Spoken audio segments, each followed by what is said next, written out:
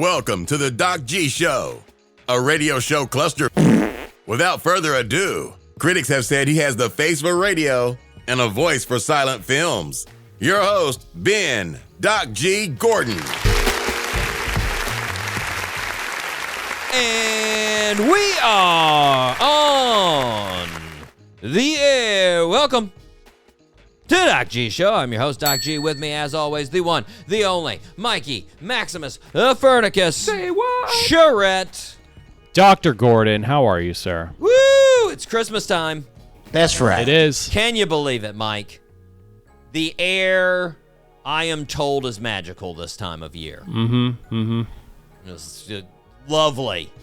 Yeah, it is. Dr. G, let me ask you a question. How are you enjoying these additional 3 minutes of sunlight that you get since Saturday? Yeah. It's getting pretty outrageous, right? Yeah. It's getting That's pretty nice. nice. I can feel it, Mike. It's turning. The world has turned. It's very exciting. But Yeah, it is. Mike, get this going, right? It's Christmas. Mm-hmm. Strap into your seat. It's also the first night of Hanukkah.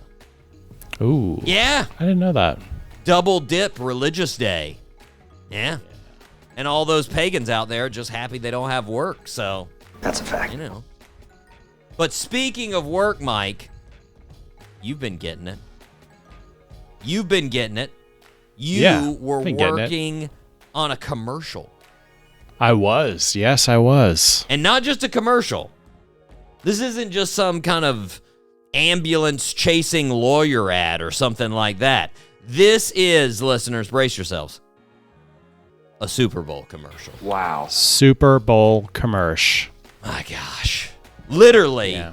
the one day most people are talking about commercials, you're going to be featured in one. Well, hopefully.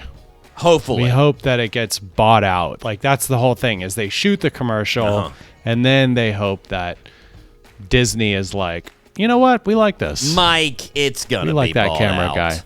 Yeah. It's going to, for sure. let's just, it's going to I like be that. bought. Thank you, Doc G. I love that. Of course it's going to be bought. Now, Mike, just to get you excited, let me give you some names of some folks out there who got their start in commercials. No, I can't wait for this. Okay, they're pretty big deal. First of all, Yeah, they are.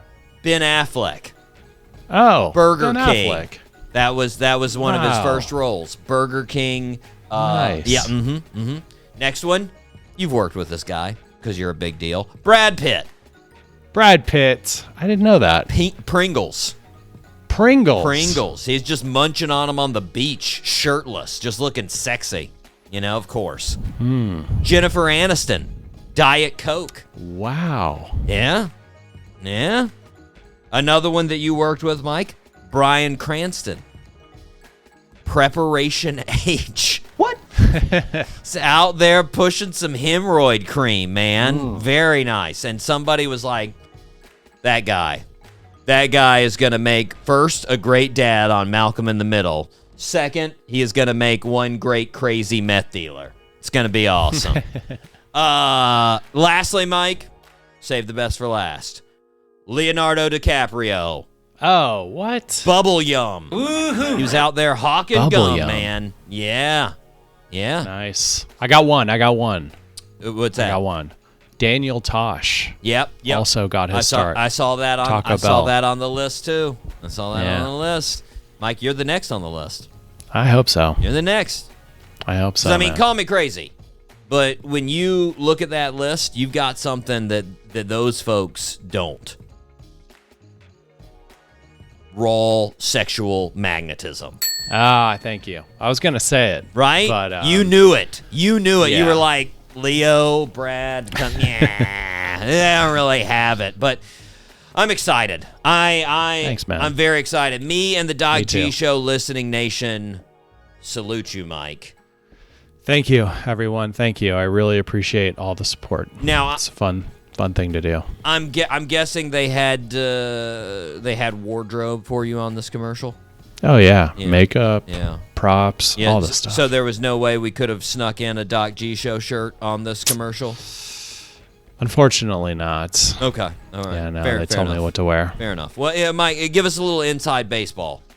Was there anything that happened while you were recording that you were like, I didn't see that coming. I didn't think that happened. Was there anything fancy that you saw that you were like, well, that's pretty cool? I mean, I was pretty impressed with the little, because it's like a Stitch. It's like Lilo and Stitch, I guess, like a commercial for Lilo and Stitch. I was pretty impressed with the little Stitch character that they brought out. I don't know if that was like official movie kind of prop or what that was, but it was like, I feel like it had to be. It was nice. If they were expecting this commercial to be picked up, you couldn't use some like knockoff thing. Yeah, I think they were trying to give us an idea as to like how tall he was and what he looked like, and they had I mean, he got his own golf cart entrance and everything. Ooh. And that was pretty interesting to see, like just that little Stitch. Oh yeah. But yeah, outside of that, I mean, just grinding. It was just a big production, just being in the stadium, because we were at Allegiant Stadium. Yeah. It's like just being in a football stadium. These guys can rent out stadiums. I mean, but it's Disney, so it's like, yeah, they can do whatever they want. They got a little bit of money, a little bit. Yeah, it was cool. Yeah, Mike, I was thinking about it. How many millions of new listeners do you think we can expect once this commercial gets picked up?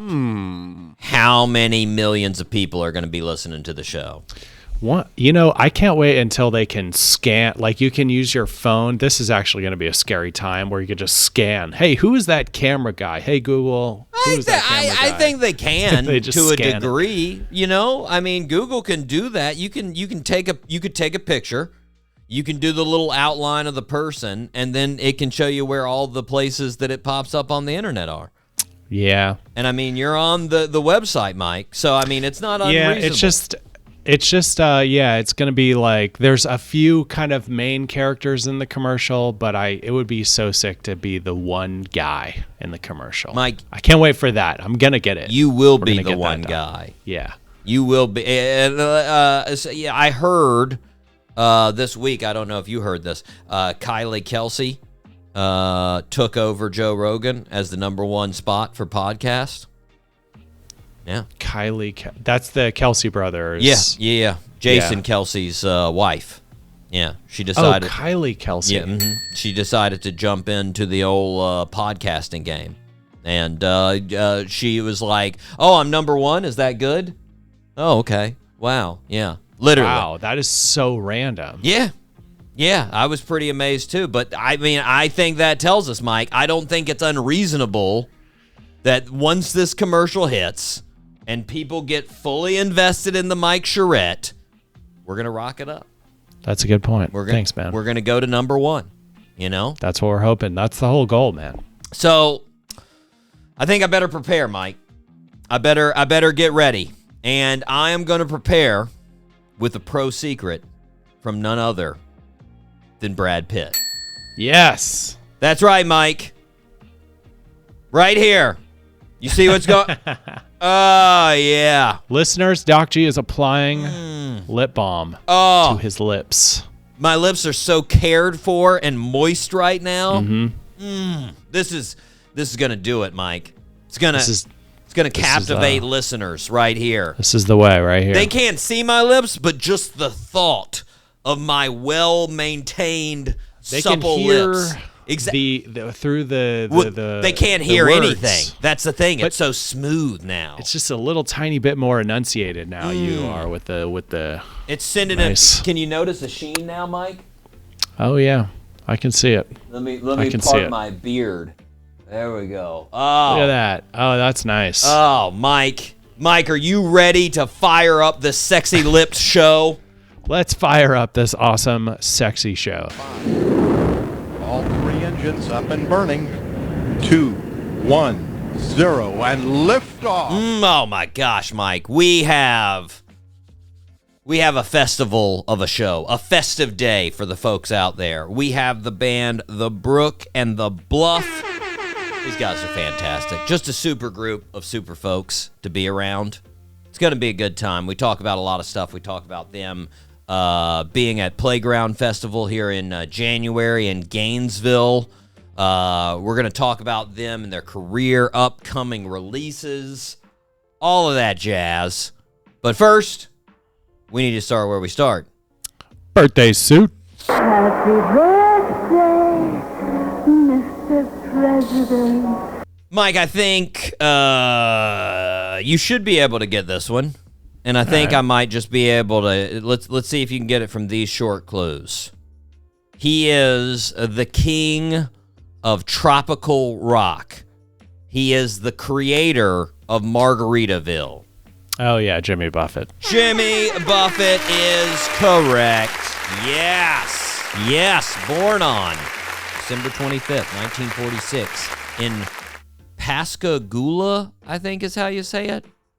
Pascagoula, Mississippi. But he spent most of his childhood in Mobile, Alabama. In 1961, he saw a folk music ensemble and realized he wanted to be a musician. He went to Auburn University, failed out, eventually got his degree in history from the University of Southern Mississippi. After graduating, he started performing in New Orleans. Then he went to Nashville. In 1973, he signed a deal with ABC Records. His first big hit was in 1974 with the song Come Monday, which is a jam. Then later that year, he released A Pirate Looks at 40, another jam. In 1977, he released his pivotal album, Changes in Latitudes, Changes in Attitudes, which had the hit song, Margaritaville. In 1978, he released the song Cheeseburger in Paradise. Several years later, in 2003, he had a duet with Alan Jackson he released called It's 5 O'Clock Somewhere. Our birthday suit wearer loyal fans are known as Parrot Heads. Over his career, he's made Margarita brand a massive success. He also helped start the beer Land Shark. And, fun fact, he's also a stockholder in Berkshire Hathaway and has been all the way since 1980. Oh, there you go. Yeah, he calls he called Warren Buffett Uncle Warren, and Warren Buffett called him Cousin Jimmy, even though they aren't actually related. Sadly, our birthday suit wearer passed away in 2023 from skin cancer, Mr. Jimmy Buffett. There we go. Christmas birthday, Nice. Mike. Yeah. I'm Jimmy Buffett. I also noticed on his on his Wikipedia and whatnot, he talked to the graduating. He did the commencement speech for the University of Miami in 2015, and I was like, "Hey, Jimmy, what the what happened to the class of 2007? That would have been a nice one to give a commencement speech for. Come on, man." Like, I don't even remember who gave our commencement speech, but it was not Jimmy Buffett. I can tell you that much. For Jimmy Buffett, I would have waited hours to get a picture with him at my graduation. Yeah. Instead, whoever... I'd have been sick, man. Exactly. And whoever it was, I was just like, yeah. I just sort of daydreamed through it, just thinking about other things. Like, well, I guess I'll be rich and famous here in a couple of months. I better get ready for that. 'Cause I'm graduating with a degree in biology, which means nothing. So let's go ahead and get that going, gang. Anywho. It would have been sick if Jimmy Buffett played a little bit of music while he was like doing I don't his know. commencement. Maybe he did. Maybe yeah. I didn't actually watch it or anything, so I don't know. But happy birthday to Jimmy Buffett. Gone too soon. Yeah, for sure. He would have been turning 79 this year. Would have been turning 70. Or no, sorry, 78. 78. Mike, you ready to rip some headlines? Let's rip some headlines, Doc G. It's now time for Rip from the Headlines. Okay, let's start off with a good one, Mike. I've got fantastic news here from All Recipes. Burger King is giving away free chicken sandwiches this week. Say what? Let's go. Look who just scored Christmas dinner. At BK, have it your way. You rule. I've got sad news, though, Mike. Hey. It's not actually the entire week. It's just the 27th. Yeah. And I got to say, from that title, I thought they were insinuating all week. Did you think that? That's what I thought. Kinda, yeah. I definitely thought I mean, but anyways, it's the 27th, listeners. And this is important for any BK fans out there. If you're trying to decide whether or not you actually want to go to BK to do this, first of all, you got to make $1 purchase of something. So you're going to have to like get a drink or fries with your chicken sandwich. Mm-hmm. Second of all, it's the original chicken sandwich, not the newer Royal Crispy chicken sandwich. So, make your plans accordingly, listeners. All right, just once. Don't get too excited. Exactly. I am a fan of the original, but to each their own. Their own. Mike, I've got a good headline here from the Daily Mail. Quote, Fleetwood Mac's cocaine-fueled orgies nearly killed me, star revealed. End quote. Mike, apparently the star in question is Christine McVie, former singer and songwriter there from Fleetwood Mac. And this info came out because Leslie Ann Jones, a writer and friend of Christine's, has written a biography on her friend called Songbird, and it's in the book. There are stories about flying around in a giant private jet, bathing in champagne, having... Ooh, that's hot. Yeah, and having apparently a lot of orgies high on cocaine. So, wow. There you go. Cool. Mike, I want to let folks know I wrote a very similar biography, but mine was about the lifestyles and orgies of the band Simon and Garfunkel. Less cocaine, more high-fiber cereal, but still just as tantalizing. Oh, yeah. So, I want you to know. No, I did. Honestly, you know Fleetwood Mac, right? Oh, yeah, of course. Yeah. Legends.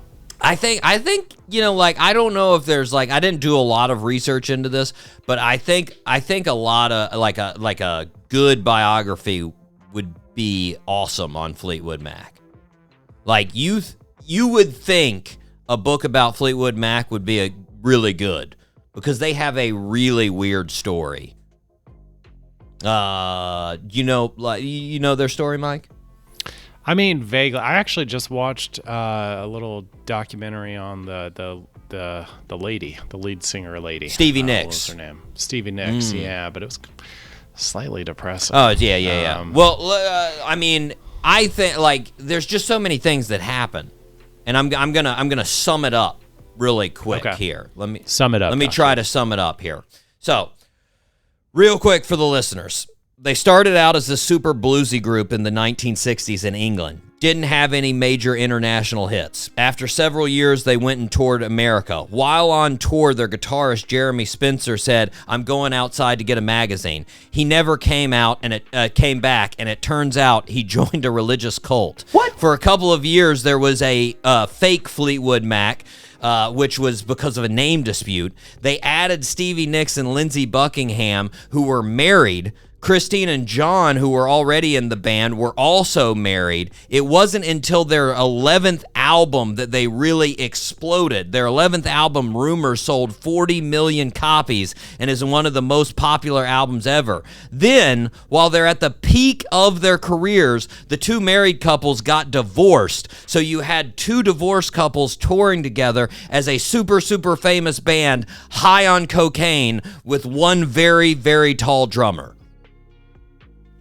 Nice. Had to be a really weird time, Mike. That's a good summary, Doc G. Yeah, that's very weird. I did not know that. I knew the Lindsey Buckingham. I knew there was a divorce in there somewhere. Two divorces. I didn't know there was two. Yeah. Wow. Yeah, both couples were divorced, and then you've got the odd man out, their drummer, just hanging out and then that's what happened was after they got divorced, then Stevie Nicks and the drummer started having an affair. They just started getting it on all the time. Oh, this is weird. It's just so bizarre, Mike. And I mean, and then half the band is from England, half the band is from America. It is. Yeah, one kooky band, man. Yeah, that's wild. Yeah, I want to watch a new documentary now. I need to watch a Fleetwood You know Mac. what? I'll make it. Okay, thanks. I'm Sanjay. gonna put it together. We'll put it This together. is what we need. Thank you. Mike, I've got a story from Us Weekly here. Quote, Diddy faces sexual assault lawsuit from radio contest winner. Good Lord, Mike. Never ends. I think with those guys. I think we've gotten to the point we might as well just start writing articles on who hasn't been sexually assaulted by Diddy. This just in, a 75-year-old man from Montana says he wasn't molested by Diddy. Oh, all right, that's good. Like, just finally somebody. he wasn't arrested or molested by Diddy. That's the rapper, not his grandfather. He was molested by him. Oh, sad. You know, like it's just like everybody, Mike. It's just ridiculous. Seriously, it's I don't know. I don't know when they're ever gonna be like. I don't even know how like the like. Does he have to go to the does he have to go to court for every single one of these, or is it like? Yeah, I don't know how that works. I mean, do they jump in as one big? I have no idea. I have no idea, Mike. I don't Crazy. know. I don't know, but Cosby is free to go. So it's like, what's going to happen with Diddy? You know, it just seems kind of like maybe Diddy has a lot more, but I don't. Allegations. Good point. Good point, Mike. I don't know, man. Mike, here's a headline from Showbiz Cheat Sheet. This is interesting. Quote, Taylor Swift reached out to congratulate Selena Gomez on billionaire status, sources say. Word. Is that really something we need to congratulate? Like, hey, congratulations on passing an arbitrary line of being insanely rich. You already were rich, and it means absolutely nothing, but now you're a little bit richer. Cream, get the money.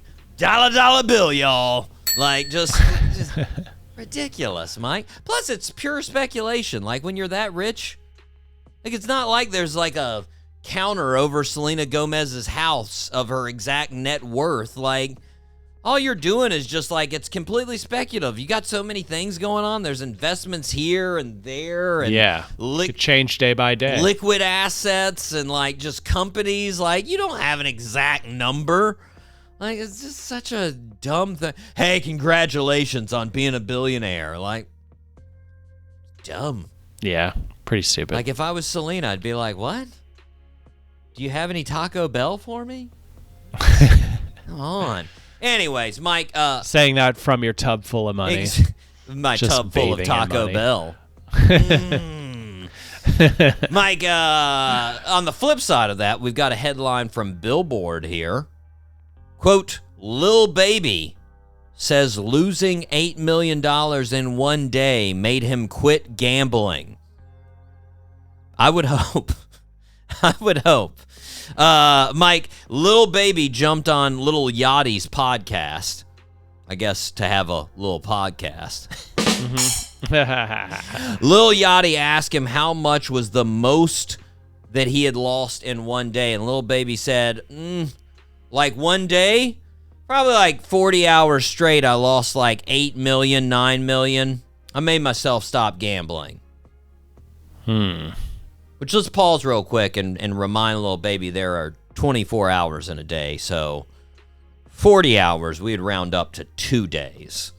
So technically he lost 8 million in 2 days. But still, it's quite an accomplishment, right? Yeah, it is. Like, I consider myself, I don't consider myself cheap, Mike.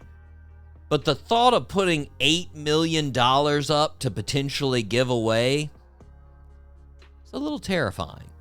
Yeah, it is. Dropping the hat for Selena Gomez and Taylor Swift, though. Give it a shot. Nothing. Just a regular day. Like, I mean, but like the thought of losing $20 has kept me away from gambling completely, Mike. Like, it hurts. It hurts when you lose it, man. Those slot machines make you feel terrible. Well, not really. For a lot of people, they feel great. Not really. It's a losing. ride. Get on it. Mike, I got a headline from Chowhound. You know how we like Chowhound. Oh, yeah. Here's the headline. What it means when Coca-Cola bottles have a yellow cap. You know, Mike? What does it mean? What does it mean? Little secret of the pros. Means that Coke contains urine. Ew. Oh. Not really. Okay. Really. That Coke contains Coke. That's what I thought you were going to say. That's the yellow cap. The real reason? It's kosher. Oh. Mm-hmm.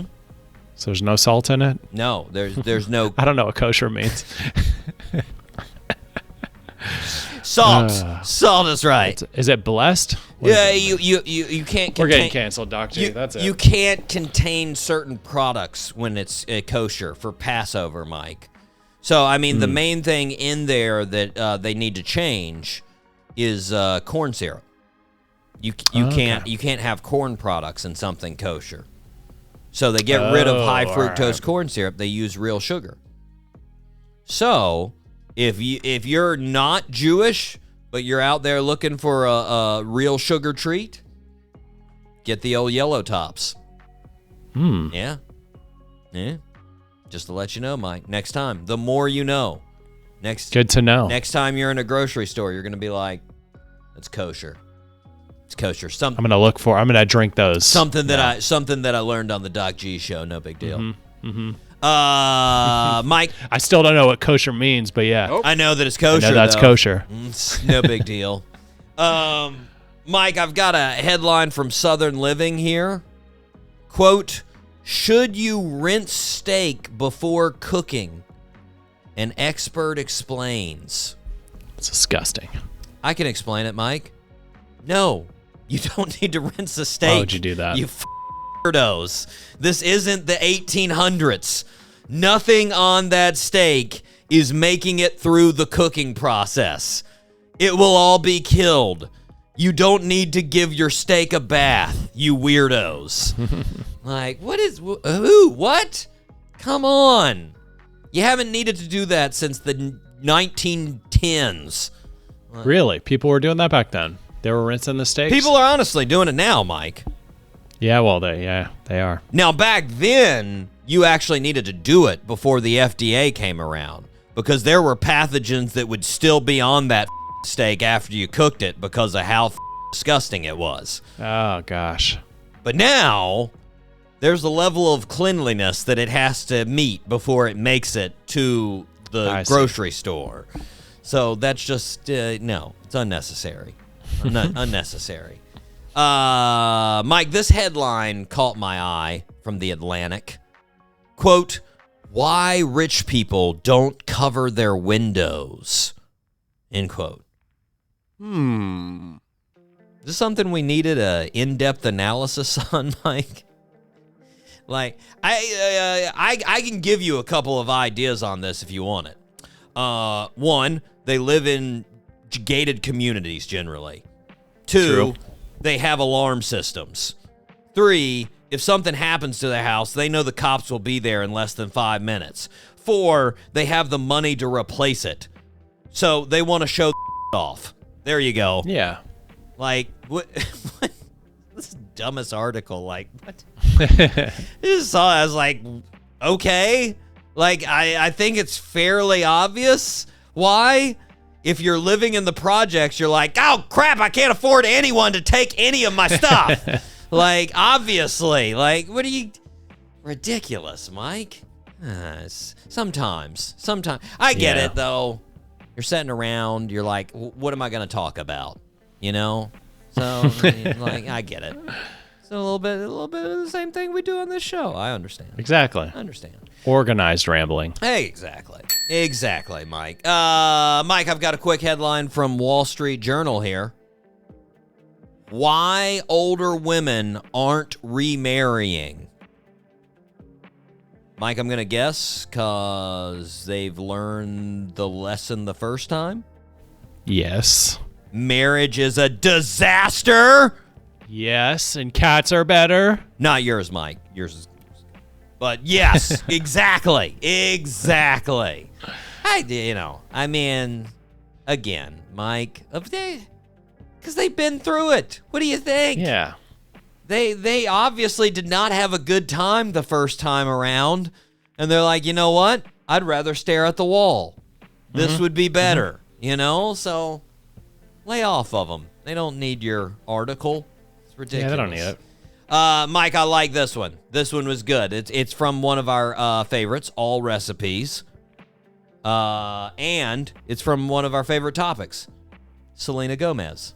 Yes. So here we go. Here we go from All Recipes. Quote, Selena Gomez eats this high-protein meal every day. End quote. Come on, All Recipes. Let's not try and pass it off like Selena's eating healthy every day. Like she's out here eating a nutritious meal of high protein. This is a girl who accidentally had Taco Bell in her engagement photos, Mike. When she got engaged, there is Taco Bell beside her. Like, oh, didn't even clean up. Whoops, I'm going to put that out. Like, it's in there, Mike. Second, do you take a guess? What do you think her high protein meal is? I don't know. Some steak and beans and rice. I don't know. I have no idea. Chorizo and eggs, Mike. Ah, classic. She eats sausage and eggs, and they churched it up by saying chorizo. She's out here eating like a ranch hand, getting ready to go herd cattle for 8 hours, and they're like, she's eating healthy. She just had 7,000 calories of eggs and sausage, and yeah, like, get out of here, All Recipes. Come on now. Now, don't get me wrong, Mike. Is chorizo and eggs delicious? Of course. Yes. It's delicious. Just don't be trying to present it as she's out here as, nutrition ranger. Like, this is ridiculous. Come on. She should be sponsored by Taco Bell more than me and Mike. Like, yeah, ridiculous. She's representing. I mean, that's amazing, Mike. When you got engaged, you did not have Taco Bell setting in the room, I'm guessing. We were on top of a mountain. See? That'd be really impressive. I wish. I was about to say, that would be really impressive if you did have Taco Bell. Will you marry me? Hey, I've got a couple of quesadillas and a couple of crunch wraps. There you go. I did throw out the idea of getting married at the Taco Bell here in Vegas. I mean, they have a nice chapel, but so wife sexy. wasn't down. Come on. Anyways, Mike, we need to take a break. We are going to be right back, but first we are going to hear from our guest. This is the Brook and The Bluff right here on the Doc G Show.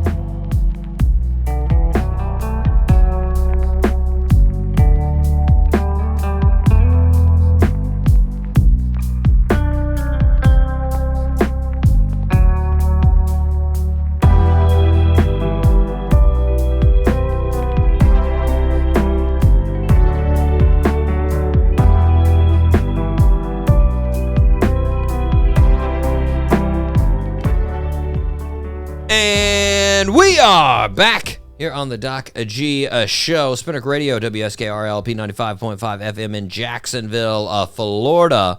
Mike, what do the listeners need to do?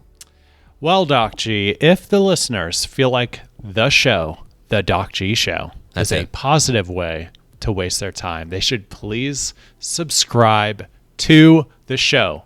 Folks, subscribe wherever you can. We're on Apple Podcasts, YouTube, Spotify, SoundCloud. Subscribing is a cost-effective way to support the show. And listeners, if you're feeling extra generous, please leave us a 5-star review. Amen. We would love that. Amen. Mike, they need to make our Christmas merry.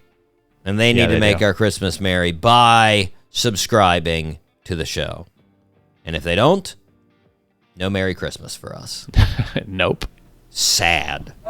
Just imagine me sobbing, looking at an empty wall, because that's what will happen if you do not subscribe to the show, listeners. So it is extremely important.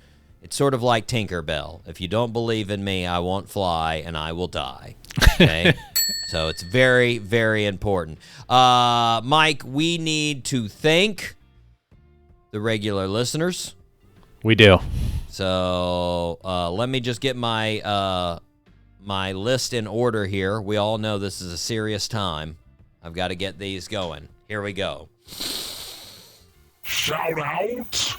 Shout out to Spartansburg, South Carolina, Athens, Georgia, Baton Rouge, Louisiana, Chicago, Illinois, Boynton, Virginia, Fort Lauderdale, Florida, Columbus, Ohio, Falkenstein, Germany, Jacksonville, Florida, Columbia, South Carolina, Radford, Virginia, Gainesville, Florida, Frankfurt, Germany, Anoka, Minnesota, Ashburn, Virginia, Piracai, Brazil, San Diego, California, Dublin, Ireland, Borden, Oregon, Genoa, Italy, Richmond, Texas, Barcelona, Spain, Winfield, West Virginia, Biloxi, Mississippi, Tulsa, Oklahoma, Peoria, Illinois, Katy, Texas, Toms River, New Jersey, Olive Branch, Mississippi, Asheville, North Carolina, and Los Angeles, California. Shoutouts. Mike, those tricky turds Nice. in Falkenstein always get me. Always get me. I make that turn around Falkenstein, and I'm like, I've got it. No, I don't. I'm dumb. Just can't do it, Mike. But you know what? Very appreciative of the folks in Falkenstein. Even though their name is too tricky for me because I'm dumb, we're still very appreciative of them being regular listeners. Yes, we are. Very much so, Mike. Mike, let me just pull up here. I'm sorry, it's going a little slow on me. I got to pull up my my semi-regular list, the 4-star listeners, and I'm going to go straight off of our analytics here, Mike. Cool. Here we go. Okay, so first off, we got shout out to Mountain View, California. Mountain View, California, Mike. Mike, you want to give me a weather update on Mountain View? What do you think? Oh, yeah, 64 degrees. 64. I think you might be a little bit high. Yep, You're a little bit high. Ah. Yeah, sorry. Where's Mountain View? 54. Where's that in You're on the bay. Mountain Okay. View. It's part of the Bay Area. Named for its view of the Santa Cruz Mountains, Mike. Yeah. Just got that off of Google. Cool. Shout out to Kansas City, Missouri. Shout out to Amsterdam. Shout out to Des Moines, Iowa. Des Moines. I bet you it sucks there right now. Oh, yeah. Not as in people. I'm saying your weather sucks, guys. Yeah, it's got to be tough. I'm going to go 32. 32. Mike, actually a little bit of a warm front has just came through. A little bit of a warm front came through. So it's 15 degrees? But you're very close. 35. Okay. 35. So you weren't that far off. Shout out to Santa Clara, California. Shout out to Ithaca, New York, back on the list. Thank you, Ithaca. Shout out to Pompano Beach, Florida. Shout out to you guys. Appreciate that. Barnet, England. Don't know where Barnet is. You know Barnet, Mike? No. I'm going to check it out real quick. Let's see here. What do you think in Barnet? What do you think the weather's... Barnet, what are we talking, north or south? Well, it's Greater London area. Okay. Man, I'm going to go 35. Ooh, got to go higher, man. They Really? are. Yeah, 53. 53. 53. That's not bad. That's not bad at all. I don't know how you pronounce this one exactly. Bandung, Indonesia. Shout out to Bandung for listening, man. I bet you it's warm in Bandung. Yeah, it's got to be warm, right? It's 70s. 77. Not bad. Not bad in Bandung. Sweet. Mumbai. Shout out to Mumbai for listening. Thank you guys. Riverside, California. Shout out to you guys. Cary, North Carolina. Shout out to you. There we go, Mike. Regular listeners. Give it semi-regular listeners. Thank you, guys. Don't want to give them the full yet. You And guys gals. don't get that full treatment. You keep listening, you'll get the full treatment. You'll get to hear me your city's name. Okay? That'll be great. Anywho, Mike, thanks to all the regular listeners. Please subscribe, regular listeners. Mike, we will be right back here on the Doc G Show with none other than the Brook and the Bluff.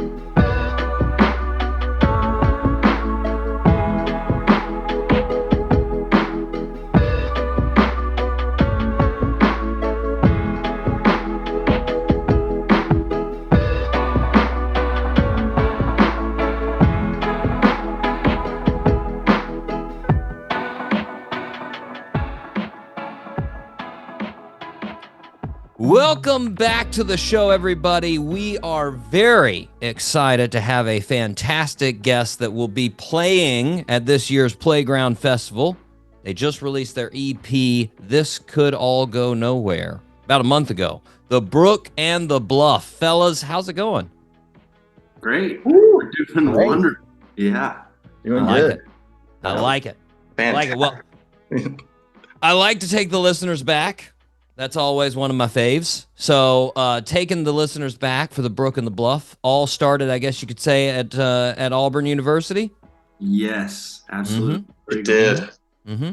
Joseph, you and Alec met freshman year. Give the listeners the setup. Give me the introduction. How did you guys actually meet? I think I actually heard Alec play guitar before I ever spoke to him, which is crazy.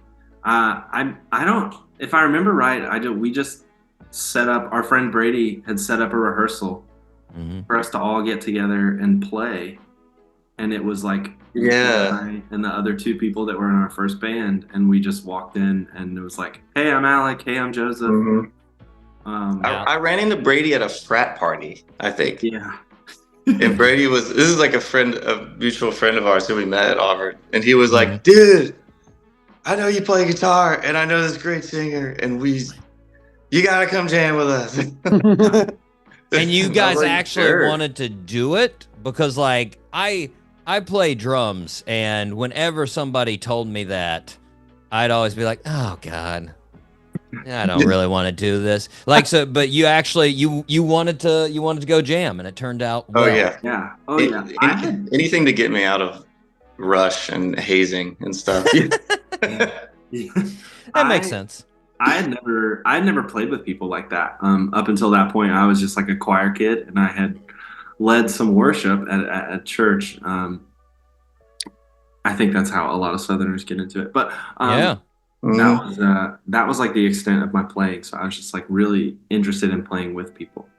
Gotcha. Now, I heard you said, I think you said you started writing songs when you were like 15, around there.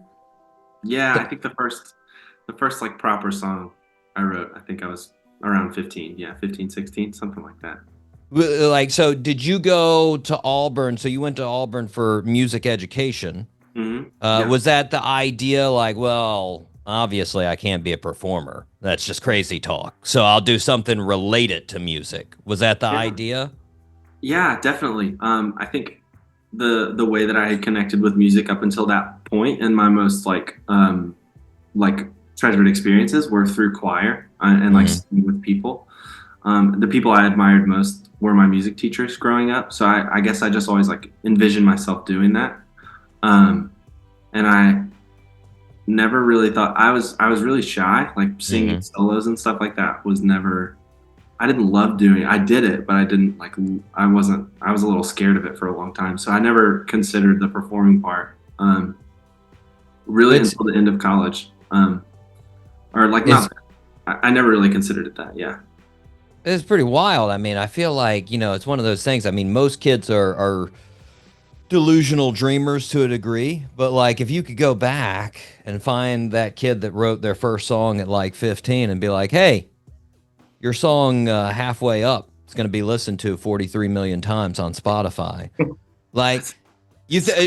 would that be inspiring? Would that be daunting, or would they not care? What would go on with that? I think that 15-year-old me would be absolutely floored. Yeah. I think, like, at the time, that would have been like, I would for sure have considered that a pipe dream. I didn't have the self-confidence to think of myself in that way at that point. So I think I think something that helped that come along was being able to play it with people, like meeting Alec and meeting people that I really trusted and like love to be around, and like it kind of brings it out. It's like. Now, were you no idea. Were you a songwriter before Alec? Before college? I had started to write. Yeah, I had started to write songs. No, sorry, Alec. Were you a songwriter? Oh, was I? I was. No, I was. Or I had tried to, but I was much more of a I just love to play, to just jam. And just a noodler. Noodler. I was all about like just getting in a room with people and playing. But I had just started playing like little tiny, like I had played at a fraternity, just like cover songs and stuff. And, but playing guitar was what I liked doing more than singing. When I met Joseph, I was like, oh, that's what a singer is. That's okay. That's different. It's always wild when you meet the person with the great talent in that area. You know, I always tell people that I had the same experience in track and field when I was in high school. I thought I was pretty good at distance running, and then there was a meet where there was a guy that almost set the 2-mile record for high school. He ran the 2 miles in 8:48, and he almost lapped me twice. Holy cow. And then after that race, I was like, oh, that's what running talent is. Right. I don't have that. That's not me. You know? It's a little bit under. Along those sort of same lines, Joseph, I heard the dream at one point was the NBA. Yeah. When did that dream die? Sophomore year of high school, for sure. Sophomore. Or after the sophomore year of high school. I think I just like kind of, similar to you, I went to a few AAU tournaments and I saw what people that were actually going to be playing had a shot to be playing kind of looked like. A couple off the backboard alley-oops going down over my head. It's like... Yeah, I had that same dream in basketball as well. That also died for me. So that's another one that I was like, these sports talents are dropping left and right here. This is not working well for me. Most talents in most things in my life actually have dropped like that. Now you mentioned your band that you started freshman year. Now was that just all covers when you guys first got together? Yeah, really. Mostly. Yeah. We had like the idea. I think the idea the whole time that Alec and I have played together has been to do original things, but the avenue in Auburn to like be able to play music at all was to learn a bunch of covers. It started that way, and we would like get together and write, but we wouldn't play those songs in our gigs. And back then, the biggest hurdle was just booking a gig. That was more important than the music. It was like, can you actually just get a gig? Yeah, that's pretty exciting when you get that get first like gig. 3 a year, maybe. Yeah, you know, like 3 a year. We'd get paid in Maker's Mark. It was pretty good deal. But then we got shut down by the cops. Almost every time. Yeah. Then y'all got the Moe's gig that was like the consistent. It's like you had like a residency almost. So you started playing consistently, and that's where I saw y'all. That took us a long time. That took us like a good year of playing to get. Like we had to play as a duo. We had to do a bunch of separate things before we got. And like we got like our first Moe's gig. They were like, "Yeah, y'all are pretty good," and then they would call us like 2 months later. And then finally there was like one night where the manager saw us and he was like, "Yeah, you guys could play like once a week or something." And then we started doing that, and it was great. Yeah. Now I'm guessing this is like this is a bar in Auburn. Yeah, it's a barbecue restaurant and bar, but it's great.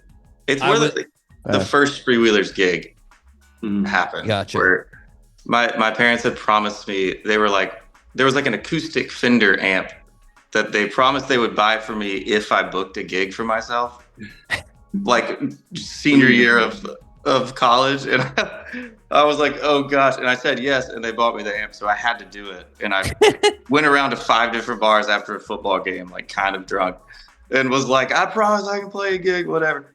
But then one of them called me back and said, sure, you can do it, but you got to play 3 hours of music, and I was like, oh no. And Joseph and I hadn't really played in like a year or something like that, but I called you the next day. It was like, dude, I've signed us up for something. Coming to play a gig with me, because I don't have 3 hours of music to play. I mean, you really got through it. Yeah. You just had like 8 songs. You just repeated them 4 times. Yeah. All right, here we go from the top, guys. Really taking advantage of the break time was the big time. Big time. How you really figure out. Yeah. But I think we always knew. I always knew that you and I had like a chemistry. Yeah. From the beginning, but I mean, that first gig we set up had never played that long before, and we had like a full songbook with lyrics and chords, and we would read the lyrics for every song, and But now, how close to that concert or that show, John, did you see him play? Probably. I probably saw y'all play in 2015 at Moe's. So spring of 2015 or something. I don't know. Did you see us play at Auburn? Yeah. Like you did? Yeah. Auburn. I think that still would have been about a year after we started calling ourselves the Brook and The Bluff. Yeah, 2014. Yeah. Yeah, so I saw them play at Moe's, and I had known Alec from high school, and I was in choir with Joseph at Auburn, and I was just like, hey, you guys rip. And then I ran into Alec at the gym, and I was like, if y'all ever need a little percussion, little drums, little third harmony, I would love to join on some of these gigs. And so that's what we did like a few months later, and had our first gig together at Moe's Barbecue.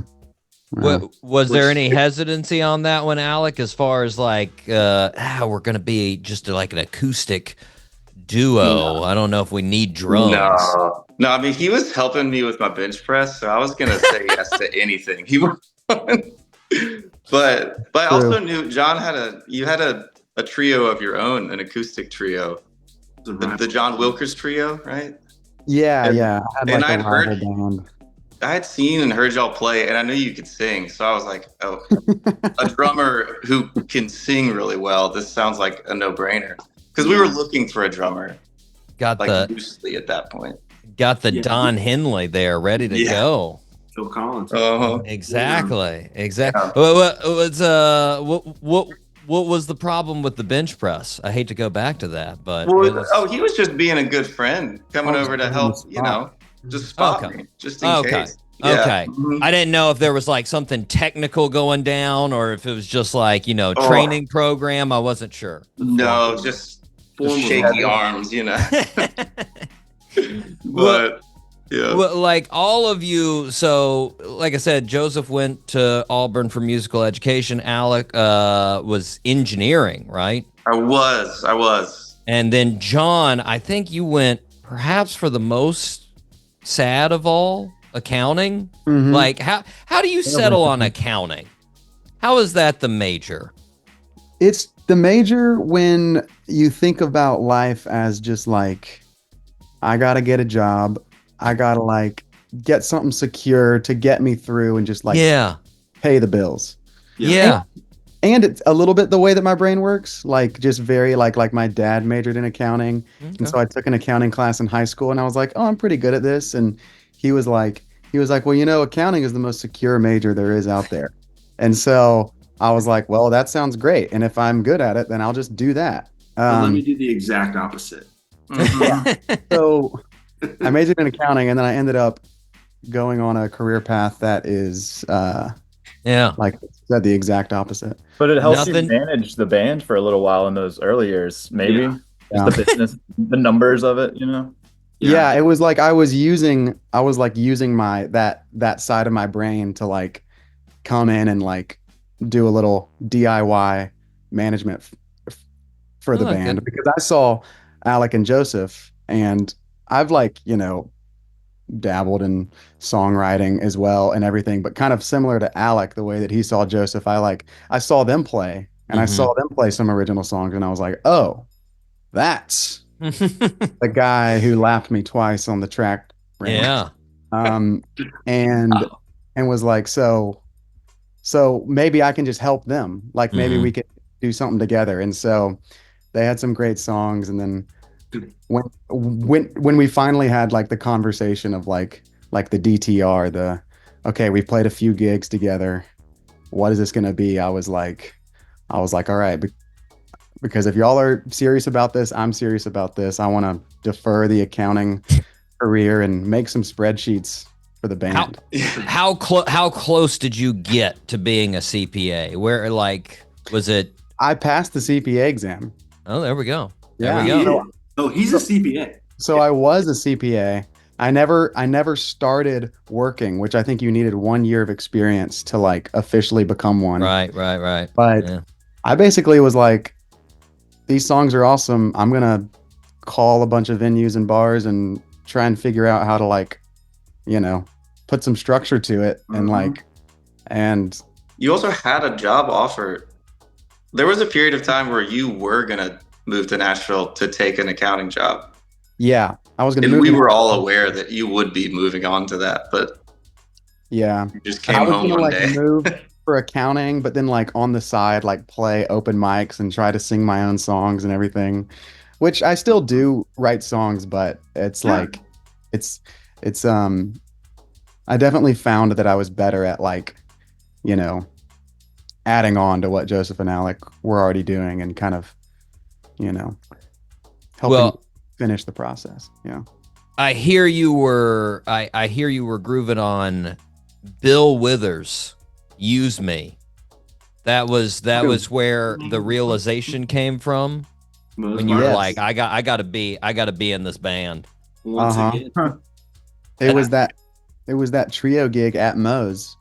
It was just like there was a moment where we were just so locked in, and I was like, oh, this is what it's all about. It's about these three guys playing Bill Withers at Moe's Barbecue in Auburn, Alabama. Hey, anytime Bill Withers is involved, that's a win. Man, that's a win. Huge win. John, a side note, I did notice on Instagram there, John, I saw a picture of you on the last tour cranking out some ping pong. Oh, yes. Were you the best pong player on tour? Oh, it's not. It's never a competition. Yeah, 100%. Yeah. He could be pro potentially.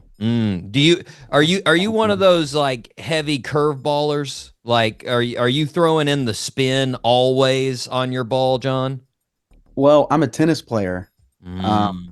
So the foundation is like some, it's there. It's like some ground strokes from the back of the room. So it's like it's just kind of always been in me. So I think it translated well over to ping pong. But whenever we get an opportunity to play, I'm still looking for a proper challenge. So yeah, the amount of people that have been so confident that they will beat you, who have just been wiped, like you just wipe the floor with them every time. Yeah. It's like the only thing in life where I'm like, if I'm talking to somebody about ping pong, I'm like, I know I'm better than you. It's like the only thing that I'm so confident in. I get a little nervous. Usually I get a little nervous when I'm playing somebody how far they are away from the table. When they get ready to play and they're like 7 feet back, I'm like, oh, I'm in it. Oh no, this is gonna be bad. I have, there's never been a challenger that has has been worthy. Like John kind of like plays with his food on the ping pong table a little bit. It's so you're saying he's the 847 guy in track, except this is in ping pong. He'll let you get 10 points for fun.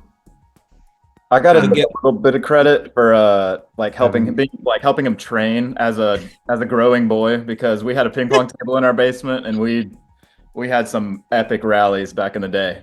Now he ended up being the better player, but I was there to like help him practice, you know.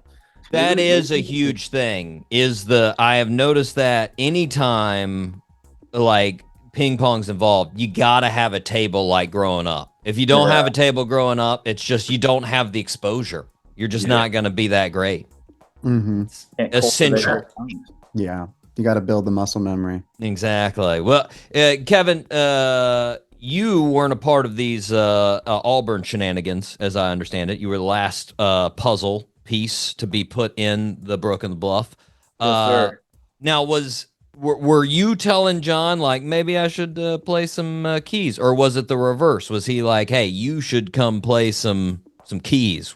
How did you get involved? I think it was originally John asking me to come play keys. I had actually gone to Alabama, so while they were all at Auburn, I was over in Alabama, and I was a music major as well. And I had my little musical group of friends, and we were playing all the bars in Tuscaloosa while they were playing the bars in Auburn. And so I had a bunch of different bands from like 2011 to basically 2020.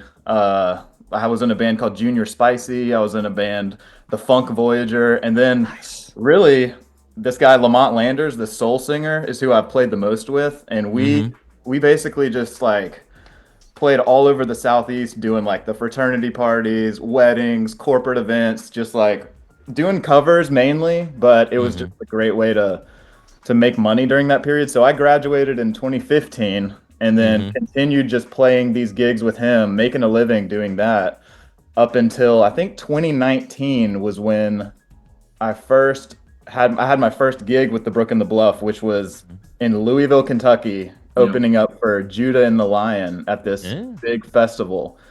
And I was like, man, this is unlike any gig I've ever played, because I'm just used to playing these like hired corporate gigs.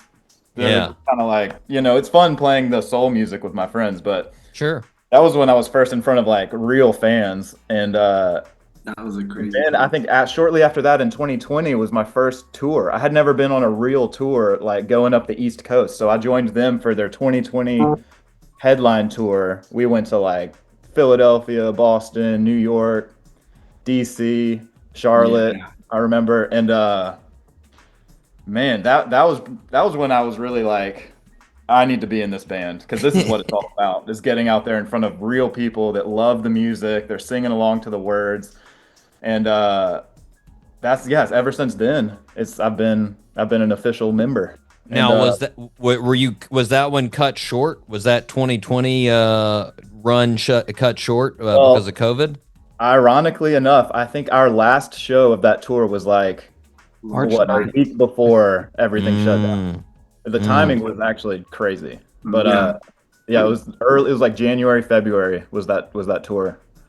Well, you guys don't seem like this, Kevin and John. You don't seem like the type of guys. But are there any brother blow-ups? Is it like Chris and Rich Robinson or Noel and Liam Gallagher every now and then on tour? Absolutely not. I think we got that all out. I think we got all that out in childhood with our rivalries. Yeah, we've heard some pretty infamous battles from your childhood, but there was a great battle. Yeah, we had our great battle, and then that settled it. That was just your Helm's Deep. Now we just take it out musically on the stage. In the back, just battling with sonic sounds. There you go. I like it. Well, yeah.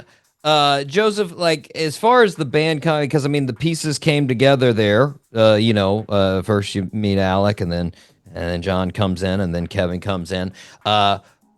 Were harmonies always a plan from the beginning? Was that like a prerequisite for being part of the band? Was like, hey, we gotta have layers to this. Yeah, 100%. It's weird that like prerequisites, like funny. I don't know that we like had that like requirement for people entering or for people being. It just it did work out that way. We all grew up in choir. I think that like I think we just gravitated towards each other because that like for me being in choirs is like it's like a really formative life experience. Oh yeah. So like it was always something taking that into the writing. Like I still think that voices together are like the most like kind of inspiring like way to make music because every voice is super unique and everybody has one. I think everybody can sing too. And so I think yes, the answer is yeah. I always envisioned having a lot of voices going, a lot of like vocal emphasis. I just think that that's the most like expressive and communicative like instrument that we have in music. Sounds. It I mean, comes from us. Yeah. when it's done right, it sounds amazing. I mean, there's a reason that I love the Eagles. There's a reason I love Crosby, Stills, and Nash. Yeah. Yeah. I feel like it was good that we like playing that many acoustic shows where all you have is an acoustic guitar and a voice, so you only have two things you can hone in on and make sound good. So yeah, and even too like when we first brought John in, like we were using a cajon, which like brought percussion, but it's not like the full vibe of a drum set. So like we still had like that other texture and that other thing to add energy. It just like hit your voice. Like we were just using kind of what we had too. Well, yeah, I feel like the band has some pretty strong nostalgia vibes. I mean, with the aesthetic, I get, there's sometimes I'm feeling some 70s. There's sometimes I'm feeling some 80s. A lot of the visuals, some of the merchandise is in that lane too. Was that on? Did you inject it on purpose, or was it just more of the influences coming through? A little bit of both, I think I would say. I think we just kind of like it's the influences. And then we also just kind of gravitate, I think, towards that stuff. Like our personal taste in general, just kind of like comes through with all of that. So yeah, I'd say a little bit of both. Yeah. Well, now if I go, go for it. Or like the first time that 70s vibe really came through was when we did Yard Sale, and we kind of purposefully like made an album that was like as if we were recording it in the 70s, just like the way that we recorded it and kind of everything that surrounded that album with like the visuals. So yeah. But anyway. And it like lends itself to our strengths. I feel like there was a lot of just bands back then that they just had instruments and vocals, and that's what you have. Those are the tools you have to make a show sound good. And so, well, going around the band, what would you consider yourselves more of? 70s or 80s fan? Joseph, if I ask you, 70s or 80s? Ooh, 70s for sure. Late 70s? Late 60s to the 70s. Okay. Alec, 70s, 80s? 70s now. I grew up playing with my dad, and I was major 80s as a kid. Like Van Halen and, Boston, Journey, all that. But now I'm 70s now, I think. Kevin? Yeah. Absolutely 70s, I would say. Strong 70s. The soul, like late 60s, 70s, kind of like Joseph said. I mean, that's what I like. The Stevie Wonder, the Bill Withers, the Earth, Wind and Fire, like that. That like untouchable Stevie Wonder run from Music of My Mind through whenever. I mean, Secret Life of Plants. It's just like crazy. John, are you gonna make it a clean sweep?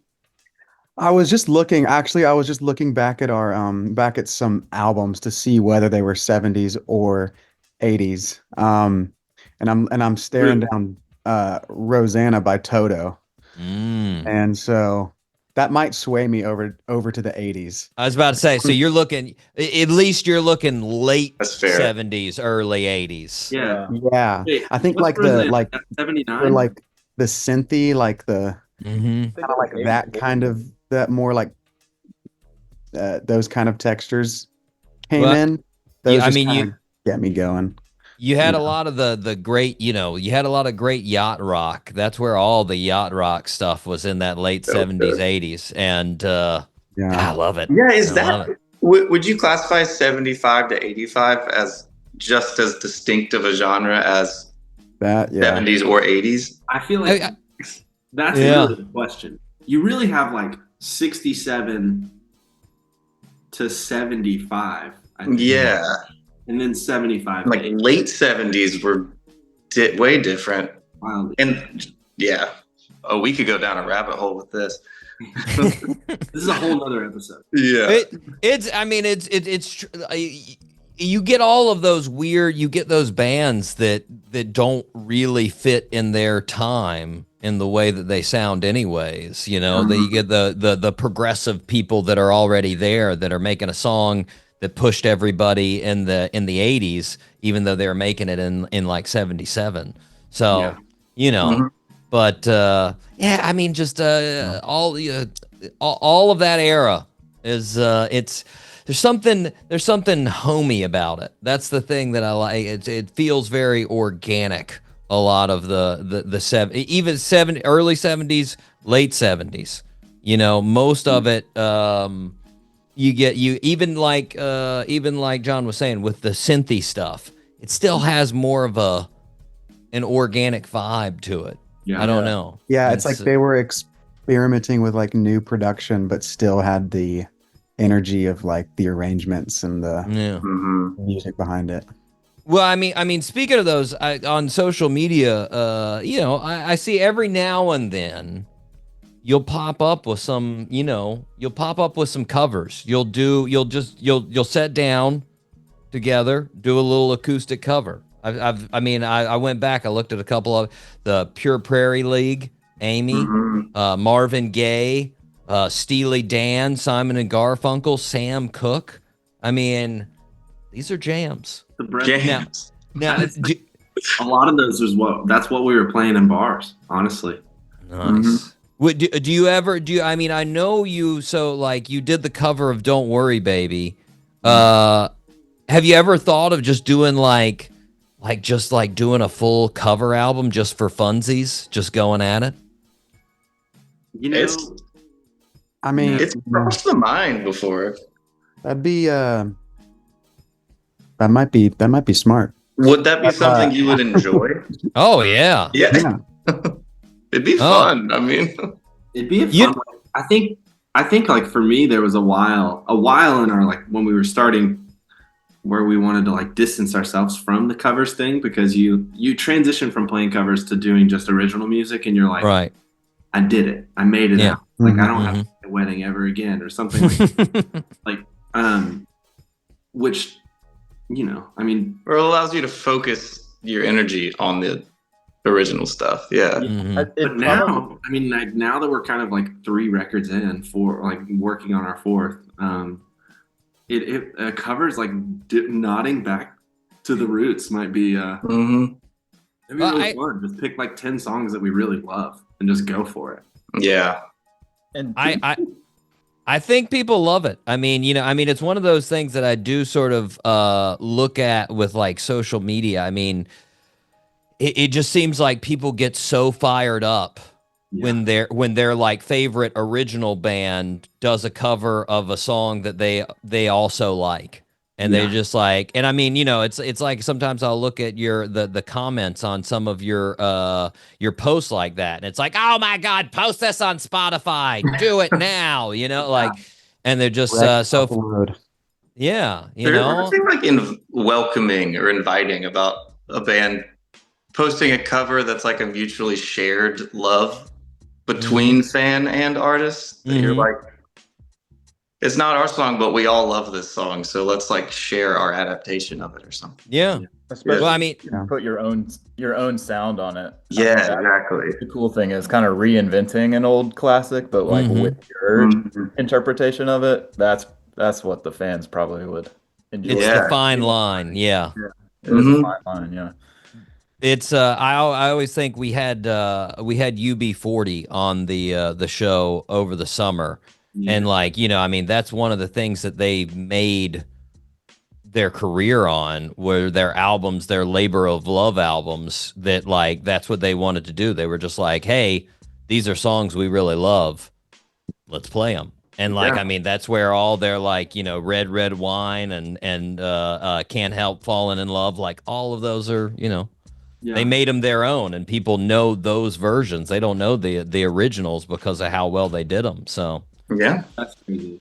true. That was like just saying, No. cover album.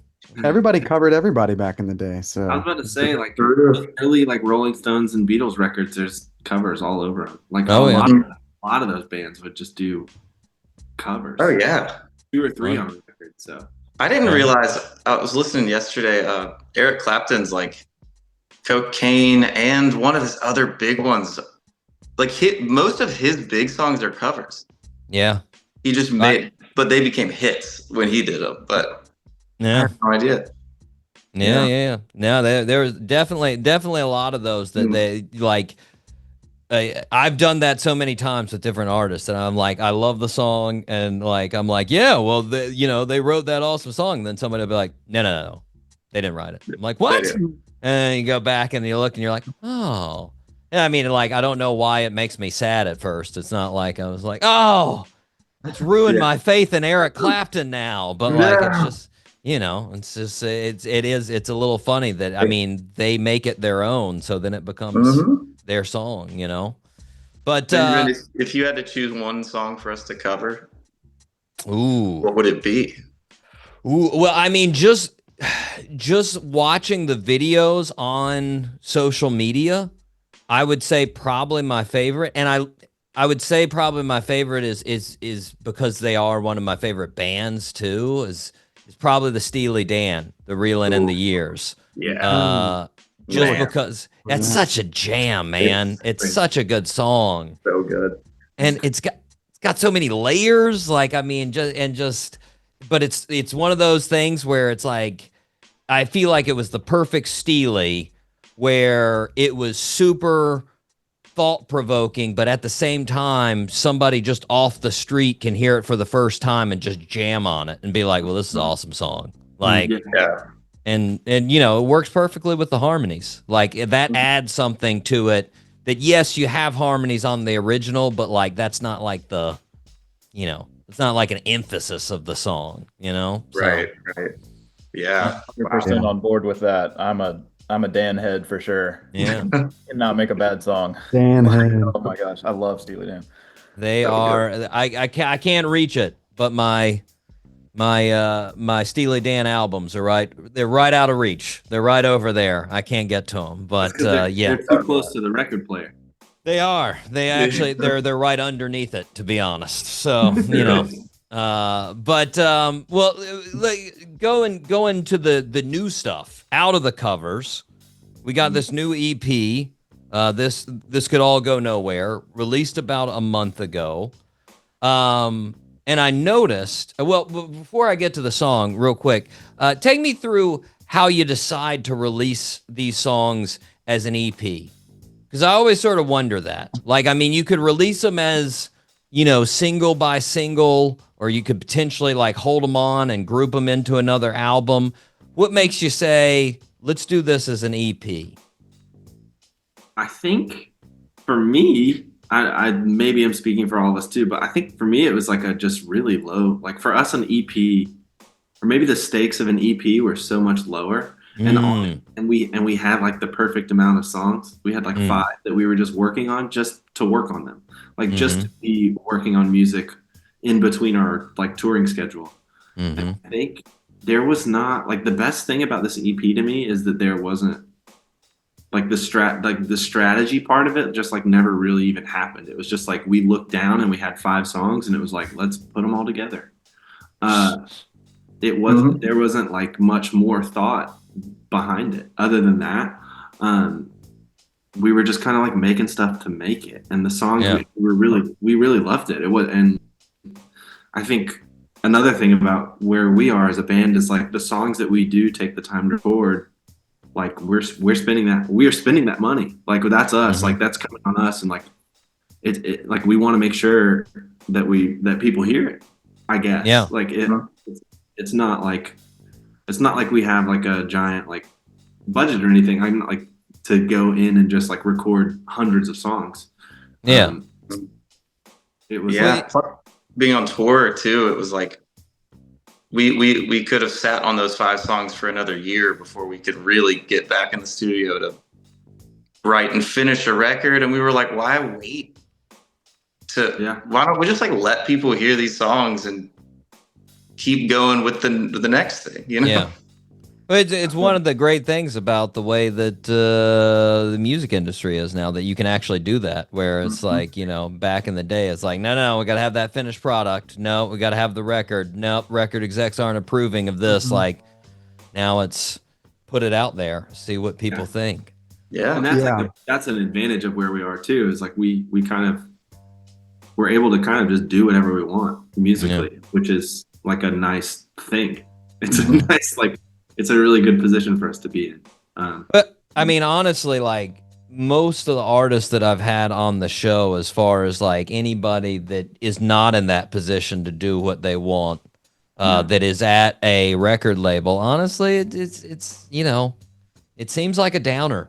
It seems like a real bummer, because like they you know, I get these people that come on the show and they're like, oh, I've had this album for 3 years. We've been waiting to release it. And I'm like, Lord, man, that's ridiculous. Yeah. It's nice being able to kind of be your own boss. Yeah. Do what you want. And I think one thing we've learned is that there's really no rules. Like, you know, that's kind of the way that people break through anyway, is by breaking the quote unquote rules. So nice to just be able to put music out when you want to. For sure. Well, yeah. Well, now on that EP, one of the songs, Calling Cards. Yes. Roughly 13 years old. God, yeah.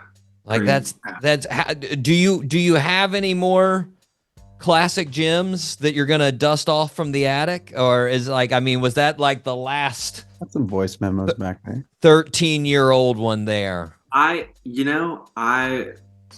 we finished the EP, I would have said that was the last one, but I do. Since then, there have been some voice memos that have been dug up that we might revisit. A lot of how, like, I think part of why the EP came together is we were kind of viewing it as like, we got we've done these 3 records, and like Bluebeard felt very much like the turning, like a chapter, kind of like closing for us. And I think that the 5 songs, the EP was kind of like the epilogue in a way, or something like that, or like maybe the next chapter. I don't know. Because the book's not like, if you want to do that whole analogy, the book's like that. We're making more music. We're going to be a band.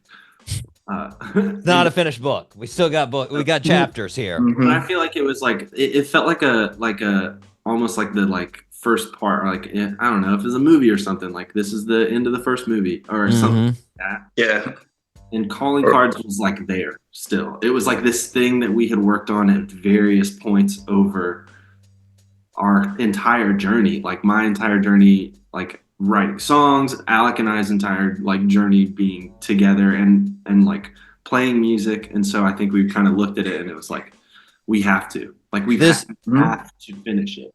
This was like Calling Cards is like a prequel and a sequel combined. All in one. Yeah. Like the chorus, the like slow, the when you call again, like was written in 2024. So like the first verse of that song was written in 2012 or something like that, 2011.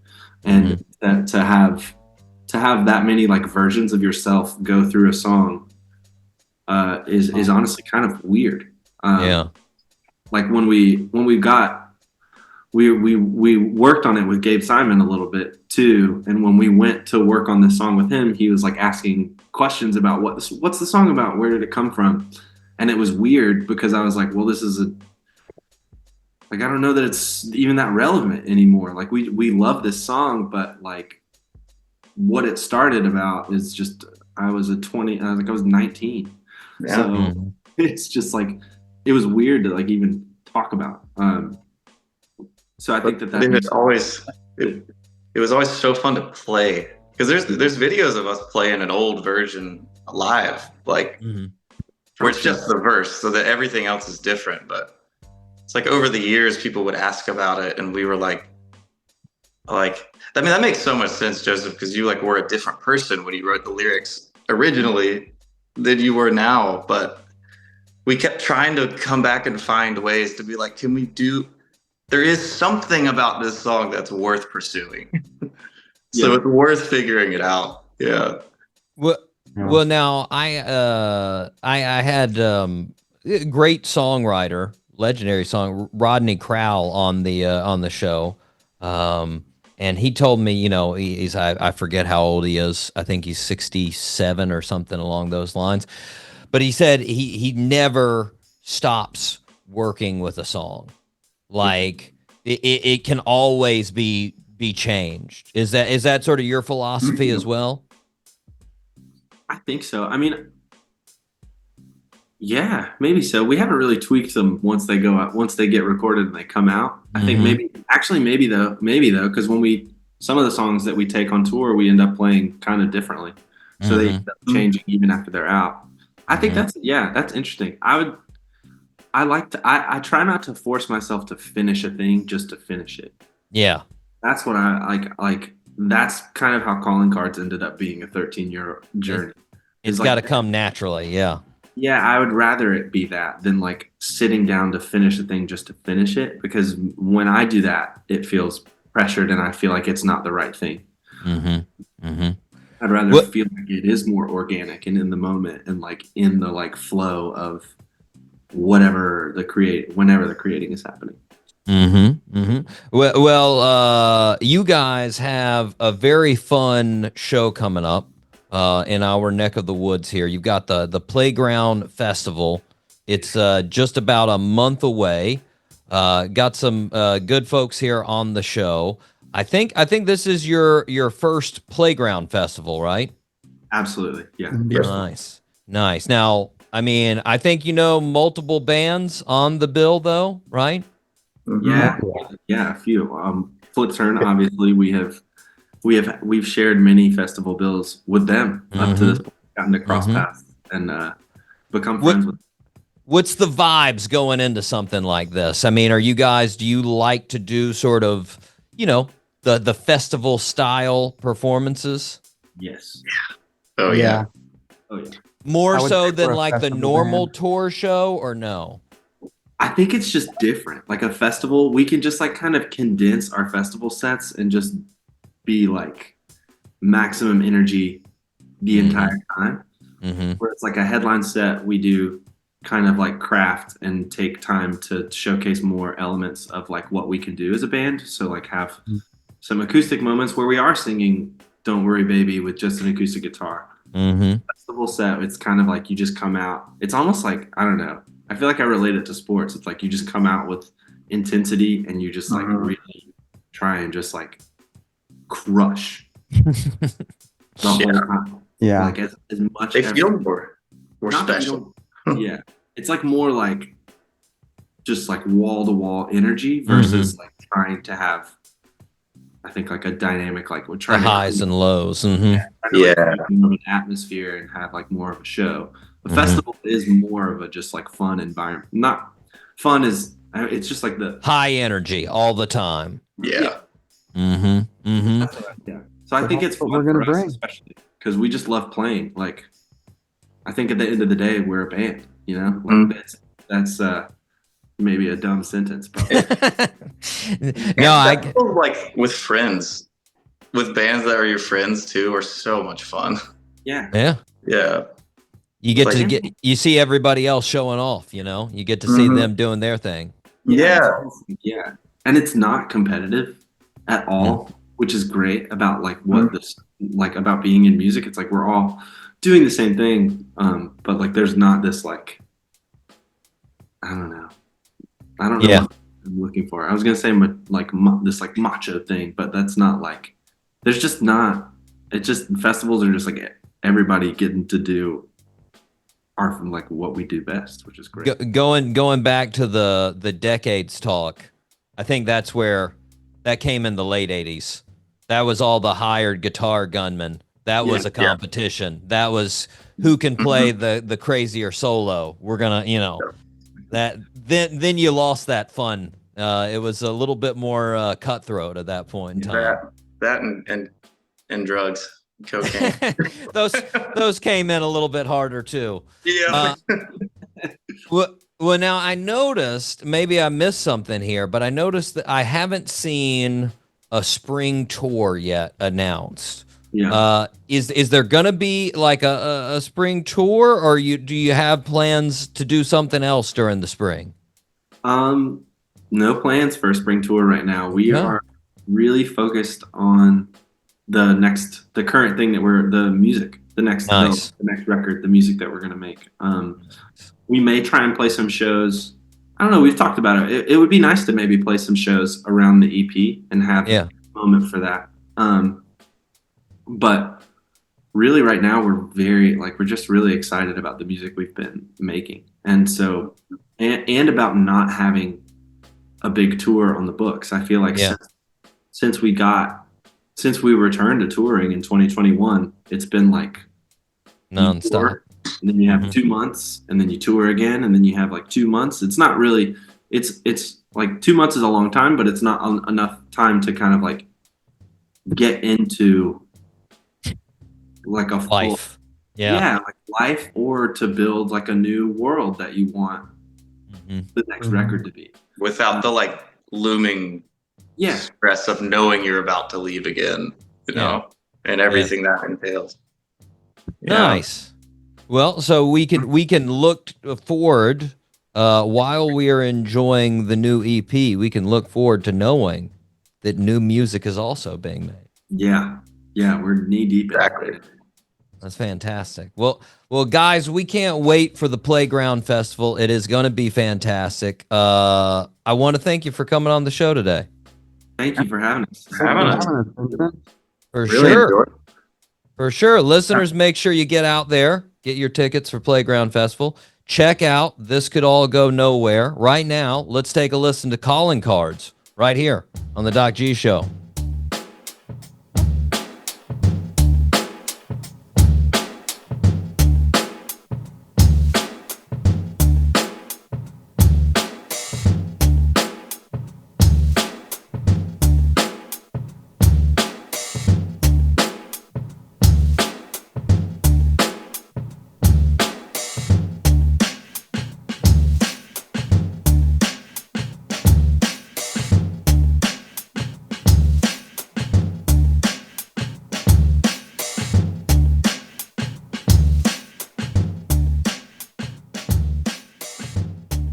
And we are back here on the Doc G Show, the Brook and the Bluff.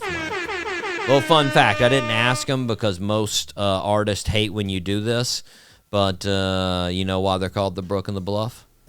Why? Part of their band is from a place in Birmingham with Brook in the name, and part of their band is from a place with Bluff in the name. So they split it up, the Brook and the Bluff. Nice. Yeah. That's nice. Birmingham, Alabama, man. The old B-Ham. Woohoo! I hear it's a nice place. You ever been to Birmingham, Mike? No, I've not been to Birmingham. Actually, no. I think I've driven through it twice. All right. I think you have to drive through. I don't know. I have no idea. I just have no idea. Okay, fair enough. I hear it's really nice. I don't think you drive through it to get to go west. I don't think you do. To go west, where are you saying? I mean, I was thinking like I drove through it to come out here to Vegas from Florida, and I would guess most of it you do Interstate 10 if you're going through like. Yeah, there's no way. There's no way I drove through Birmingham. No way. But I have performed in. Yeah, I've only been to like the south of Alabama, like Mobile. Okay. Yeah. You know who grew up in Mobile? Who? Jimmy Buffett. We just talked about him. Oh yeah, that's right. Jimmy Buffett. Shout out. But happy birthday. Really appreciate the Brook and the Bluff coming on. Fantastic guys. If you get a chance, make sure you go check them out in concert. They're going to be here in the North Florida area there on the 18th. So exciting stuff. Mike, we need to move on to the fastest growing segment in the world. Mike C, top 3. Woo! Mike, you went with, I don't know, could be seen as a generic one, but then again, we've done so many that it could just be seen as a top Desperate. 3. Yeah, I'm getting desperate for ideas here. Oh, come on, Mike. There are millions out there. We could do this for life, which we will. Mike, Top 3 billionaires. Well, we all know mine's going to be Taco Bell number 1. Selena Gomez is going number 1. Mike, do you have any honorable mentions? Yes, I have 4. Okay, I've got 5. Nice. So I'll start. First right. on my list. It didn't make my top 3. It should, but I think it's just overdone. Mount Everest. Oh, yeah. Okay, cool. Like, glad we got that one out of the way. You know, is that one of yours too? It was one of my honorable mentions. Yeah, exactly. So yeah, I have 3 now. It's just, I mean, it's cool, but like, yeah, it's just like, it's been done. We know. Yeah. It's huge. We got it. It's the biggest ever. Yeah. It would have been my number, like, it would have been a top 3 mountain for me, in my, younger years. Yeah. But now you've got more refined taste. Oh, yeah. For sure. Next on my list, I think this is how you pronounce it, Mount Roraima. Mount Roraima. It's, take a gander, Mike. Yeah, I'm going to be looking up these mountains. Take a gander at Mount Roraima. How you spell it? Roraima. So Roaima. Okay. So it's a table mountain. Oh, yeah, that's nice. In between that's cool. Brazil, Guyana, and Venezuela. And this thing is giant, man. Yeah, those table mountains, man, they don't make any sense to me. No, they don't. Like, it's just this giant table in the middle of a forest. Like, it's crazy. Like, at one point, it's literally just a straight drop off of 3,400 feet from the top. Just straight sheer drop off. Like, that's crazy, man. Yeah. That's wild. And you're already up there. Like, before you get on the table, it's already pretty well elevated, Mike. So like the highest part on that table is 9,219 feet up. So you're pretty far up there when you're on the top of that Mount Roraima. It's pretty wild. Yeah, that's crazy, man. So, anyways, beautiful. I mean, like, let's be honest. It's just I don't know. Like, I guess I would say beautiful, but it's just wild looking. Like, yeah, it is. You're just like, what? Why is it so high up there and so flat? How is it flat? And just drop off on the sides. We need to get a geologist on here to explain the science behind that one. Yeah, how does it get like that? Sure, there's a geologist that wants to talk to us. Anyways, Mike, what's your next honorable mention? First one for me is going to be Black Mountain. Black Mountain. Black Mountain is just here in Henderson and in Nevada, and it's just this is where I proposed to my wife at the peak of Black Mountain. Okay. So I was like, you know what, sentimental value. I like that mountain. Yeah, for sure. I've got one on my list that has that, so that makes sense. Okay. I like it. Looks like a pretty standard desert mountain there. Yeah. Right beside Fracture Peak. Fracture Peak's on the other side. Okay. All right. What? I'll go on to my next one then. Mount Fuji. Even though it's it's a volcano. Like, still, it's like we talked about.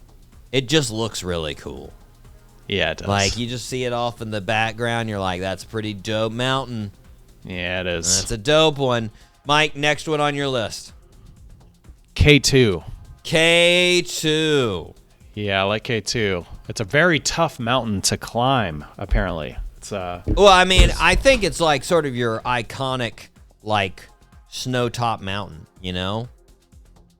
It just has that look that you're like, that is the sort of stellar shape. And it's almost, I mean, it's, it's right up there with Mount Everest. I like the name K2 as well. K2. Yeah. Just yeah. Any reason why it's called K2? Do you know? No idea. Okay, I'm going to look it up at some point in time. We'll figure it out. All right. We'll figure it out. Mike, my next on my list, Mount Olympus. Mount Olympus. Yeah, it's a pretty ugly looking mountain. It's not majestic looking at all or anything. It sort of looks like the moon almost if you look at it. And some of them, it's just like it does have a unique looking. It has a unique shape to it. I mean, it's just sort of like a curve going up there and whatnot. Yeah. But it's got so much history, as far as Greek mythology, It's everything in Mount Olympus. It's where all the gods are hanging out, Oh, I didn't know that. I didn't know that was the same mountain. Yeah. Ah, cool. Yeah. And it's pretty high up there too. Like I had no idea. If you would have asked me what's the highest peak in Greece, I would have been like, I don't know, 4,000 feet, something like that, 3,000 feet. It's 9,573 feet. It's up there, man. Wow. Yeah, that's tall. It's up there. Anywho, Mike, what's your do you have another one? Yeah, I have one more, and this is also sentimental value or sentimental mountain for me is Stone Mountain in Georgia. Yeah, I know Stone. Not very tall. 825 feet. Oh yeah. From the ground. I have hiked Stone Mountain several times. Yeah, it's cool. It was the first mountain I ever hiked up. Not a huge fan of the racist side of it. The carbon. Yeah. The fact that this mountain is racist. Yeah. Down. I did a little deep dive on that, and I'm like, ew. Well, it's one of those classics. It's not the mountain's fault. It's one of those classics too that like they put that on. They didn't finish that until the 80s. Yeah, I know. Man. Until the 80s. They kept going with it. They were like, no, we're committed. How racist is that? Come on, man. Like, just ridiculous. And you go by there, it's so creepy too, that part of it. Like that side, when you go by that side of it, you're just like, who are those ghostly white people on horses? Giant ghosts on the side of the mountain. It's just totally. I mean, they should just buff that. Like, just go up there, just buff it out, man. Like, I think they're probably going to soon. It seems like that's on the list of things to do in that area. I mean, it's not that hard. It's not apparently that hard. it's the largest mountain carving. Yeah, it's huge. It is huge in the world. But Stone Mountain is pretty it's pretty wild. Again, it's one of those things you're just like, how did this get here? Just a it doesn't make any giant rock sitting here, just like all by itself. And then two, you get up there, you get one sweet view of Atlanta from it. It's pretty awesome. Yeah, it's nice. Anywho, I like that one, Mike. Good job. Nice one. Last one on my honorable mentions. I'm not sure if you pronounce it this way. I pronounce it this way because it just makes sense to me. But the Pitons in St. Lucia. Sweet. I don't know if it actually is Piton. It might be Pitone, maybe? Pitone? Piton. Oh, nice. It's just your quintessential Caribbean mountain, Mike. Yeah. Like when you think, that's nice. When you think of like Pirates of the Caribbean, and you think of like tropical sea sailing, that's it right there, man. Yeah, that's pretty. Just looks super, super beautiful. They're kind of like the pyramids in a way. Yeah, they are. It's just one is like tall, the other one's like almost as tall, but not quite. Now, Mike, perfectly. This scares the living bejesus out of me, but apparently those are volcanic plugs. Oh. Yeah. Now, I'm guessing like there's not really like, active nature to them. I mean, what does that even mean? Like they're just sitting on top of a volcano? Yeah, basically where there was a volcanic eruption, this just sort of came out like basically and solidified where it was, and they're stuck there. Oh, okay. Yeah. So like hypothetically in my mind, that thing could just be rocketed out of there, and a giant frightening explosion could happen underneath it. Oh gosh. But until that, it's very beautiful. It's a Yeah. massive volcanic plug there. So Yeah, really nice. anywho, Mike, moving on to the actual top 3. My number 3, Kilimanjaro. Oh, I love it. Kilimanjaro. Now, Mike, we actually had somebody on the show that hiked Kilimanjaro.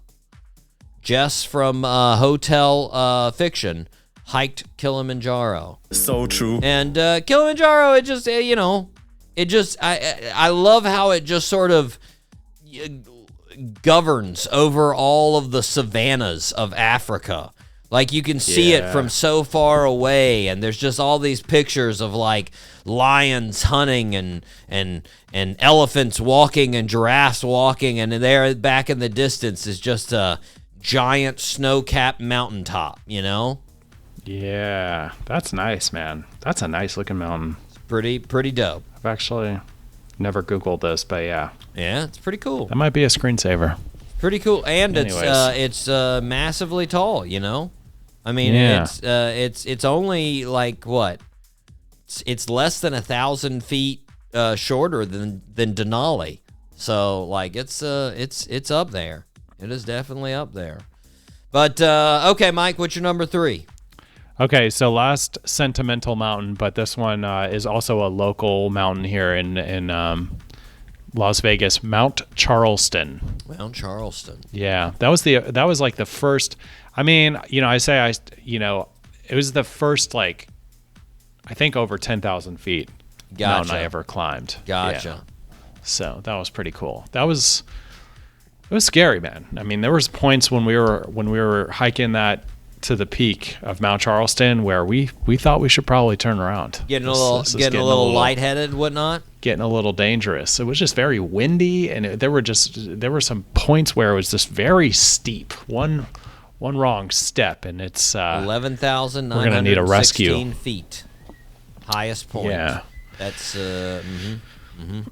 Mount Charleston. Mount Charleston, yeah. Okay. You see it every day when you're in Vegas. You see Mount Charleston, and it's snow capped right now. It's just beautiful. Sure. Yeah, it's okay. nice. I like it. Yeah. Mike, my one sentimental mountain next, Mount Mitchell in North Carolina. And it's sentimental because it's on the old East Coast, Mike. It's the highest mountain point of the East Coast. No point is higher past the Mississippi than Mount Mitchell. Okay. In North Carolina, it reminds me of the hometown area. The blue, you've got the Blue Ridge Mountains. It's part of Appalachian country. It is very lovely. Yeah, that looks nice. Yeah, 6,684 feet is the mountain. Old mountain. Anyways, Mike, you're number 2. That's pretty. Number 2, the Matterhorn. Mike, number 1. That was your number 1. Oh yeah, number 1. It's just so photogenic. The Matterhorn, Yeah, it is. Like, it's just got that little curvy point at the top. Yeah. And it just, you think Switzerland, I think the Matterhorn. And it's like, I think skiing right at the bottom of it, Would I ever do that? No, but that's what I think. No way. It's just, yeah. It's It was only, like, recently, like, summited, too, right? I think. You got to imagine. That thing's pretty hard to get on up there. Yeah. It's not one of those that you would just sort of jump on up to the top, Yeah, no way. It just doesn't seem like there's a clear route up that thing. But yeah, Matterhorn. All right, Beautiful. Mike. Well, beautiful. Well, bust it to me. What's the number 1? This one is Mount Thor in Canada. Mount Thor. Yeah, Mount Thor. So it better wow me. Okay, Mount it's gonna. Thor. That is. I'll tell you. That looks like a. It looks like a giant claw coming out of the ground or something. Yeah, it's the steepest mountain in the world. It just sort of, man. It literally just sort of jagged edge, man, coming out of there. Yeah, it's got a 4,100 foot vertical drop. It's the world's tallest cliff. I see that Mount drop. Thor. That's a pretty big old drop right there. World's largest vertical drop. Yeah, You want it's beautiful looking. you want to get there, stand on that vertical drop? No, I just want to, go to the bottom and look at it. It looks like a Lord of the Rings mountain. I'm not really about climbing mountains. Mount Charleston was pretty doable, but these other ones, no way. Yeah, well, No I way. mean, like you Mount said, Thor. the Matterhorn. That's come on, get out of here. No way. Yeah. Now. I mean, you could approach this Mount Thor, I think, from the other side. I think you could, you come on the backside. It doesn't look like it'd be super horrible to get up to the top. I mean, I'm probably underestimating it a lot by just looking at this picture, but it seems somewhat doable. But like you said, the other side, no, you're not. Come on, you got No way. You got. If I need equipment, I'm not doing it. Oh yeah. I'm not doing it. Yeah. Even the shoes, the snowshoes. I'm good. If I can't do it in Adidas Boost, I'm not doing it. I think that's an understandable state of mind, Mike. I Yeah. totally agree. Mike, what is our topic for next week? All right. I know we kind of touched on it, but I need to do an in-depth analysis for myself. But top 3 Brad Pitt movies. Okay. I like it. We got to go back and look at the man's catalog. Yeah. Okay. Brad Pitt.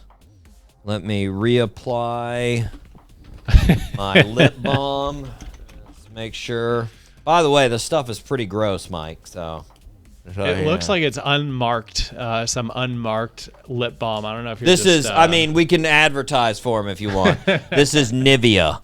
We've got some Nivea. Oh, that's a great brand. Yeah, exactly. They know what they're doing. Yeah, this is Smoothness Lip Care, Mike, and it's got a sunscreen in there. Oh, there you go. Yeah, so I'm staying safe. I'm not gonna burn these lips. Okay. By the way, it feels so foreign and gross to me to put that stuff on. Anywho, Yeah. I've got to learn how to do it, Mike. I got to learn how to. It's important. It is important. We all know we're not going to make it to the top if we don't do that. So, Nope.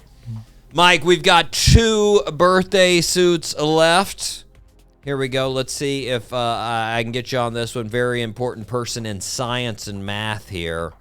An apple hit his head, and he thought of gravity.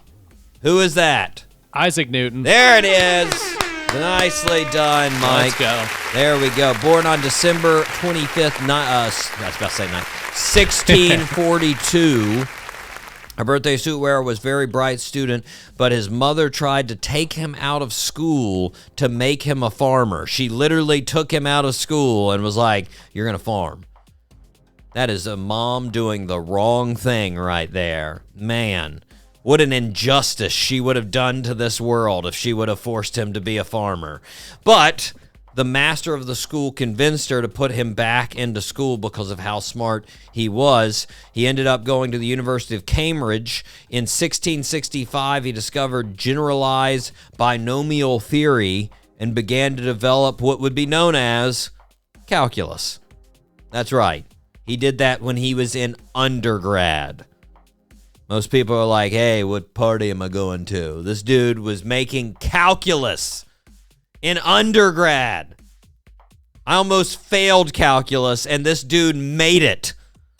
I wish that guy was in my class. Hey, you know anything about this? Yeah, I wrote it. Oh, good for you. Nice. Okay. Like crazy, man. Yeah, that's wild. He became the Lucasian Professor of Mathematics at Cambridge at the age of 26. Although he developed the theory of gravity back in 1965, he didn't fully explain it until 1965, Doc. Sorry, 1965. 1665. He didn't fully explain it until the publishing of the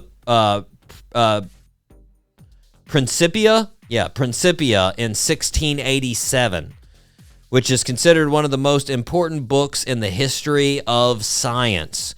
In this book, our birthday suit wearer formed the fundamental laws of motion, classical mechanics, described the laws of planetary motion, and explained calculus. Just a few things. It's regular Exactly. stuff. Exactly. In 1706, he released Optics. The book explains the actions of light. Our birthday suit wearer passed away March 31st, 1727. He is considered one of the most important scientists and mathematicians in history. My God, Mike. Yeah, I brought this up to my dad this weekend because I was letting him know the birthday suits of Christmas that were going to be on the show. And we both just agreed, like, how? How do you think of things like that in 1665? Like, I mean, just ridiculous that you're like just sitting around and you're like, you know what? Let me describe what a derivative is. Now I'm going to describe what an integral is. Like, how far ahead does your brain have to be to come up with some of those things? Yeah, when it just seems like information was so inaccessible. You had nothing. Yeah. He had a library at Cambridge, and that was it, man. And most of the stuff in that library was made up crazy, and he still came up with, like, it's insane. Hats off to you, Newton. Yeah. Hats off to you. Mike, I don't think you'll get this last one, but we will try here. I brought her up as one of my first favorite songs with the song Walking on Broken Glass. She is the lead singer of the Eurythmics. Any idea? No. Yeah, I know you wouldn't remember the name. Annie Lennox. Annie Lennox. Yes. Born on December 25th in 1954 in Aberdeen, Scotland. She excelled in music in school. While in high school, she attended the Dalhousie, I think is how you pronounce it, Dalhousie Eurythmic classes, which is music education classes developed by Crozy, not Cozy. Well, I don't know which one I screwed up. I think I screwed up the first one. So Dalhousie Eurythmics. In 1977, she started performing with another artist, Dave Stewart. In 1980, they called themselves the Eurythmics after the classes that our birthday suit wearer took. In England, they had massive hits, multiple top 10 songs. In the U.S., they had one #1 hit, which was Sweet Dreams. In 1990, the Eurythmics disbanded, and our birthday suit wearer released her solo album, Diva, which had the big hits on it, Why and Walking on Broken Glass. She released another album in 1995 titled Medusa. Since then, she's released 4 more solo albums. In 2012, she was ranked by VH1 as the 22nd greatest female artist in music. She's won 8 Brit Awards and 4 Grammy Awards. She is in the UK Music Hall of Fame, the Songwriters Hall of Fame, and the Rock and Roll Hall of Fame. Annie Lennox. Yes. Nice. Happy birthday, Annie Lennox. Remember the name, Mike. Remember the name. Annie Lennox. Big time. Big time. In the UK, my lord, you can't get much bigger than her. She is like, she is music royalty over there. Big time. Sort of like UB40 is so big time over there, Oh, okay. We had UB40 on the show. No big deal. We did. Did. No big deal. That was this summer. Anyways. So true. Mike, happy birthday to all the Christmas birthdays out there. Annie Lennox, Newton, and of course Jimmy Buffett. And if we're not talking historically accurate, Jesus. Happy birthday to you as well. I think they've determined somewhere along there that the true Jesus didn't actually have his birthday in December. Pretty positive that happened. think it was sometime completely other than Christmas. But anywho, not important. Mike, we've got some great shows coming up. Very excited. But for now, we need to go ahead and wrap it up, just like a Christmas present. I have been your host, Doc G. With me, as always, the one, the only, Mikey Maximus, the Verticus, Charette. Always a pleasure, Doc G. Thank you so much for having me. Of course. And until next week, zip it up and zip it out. Zippity-doo-dah.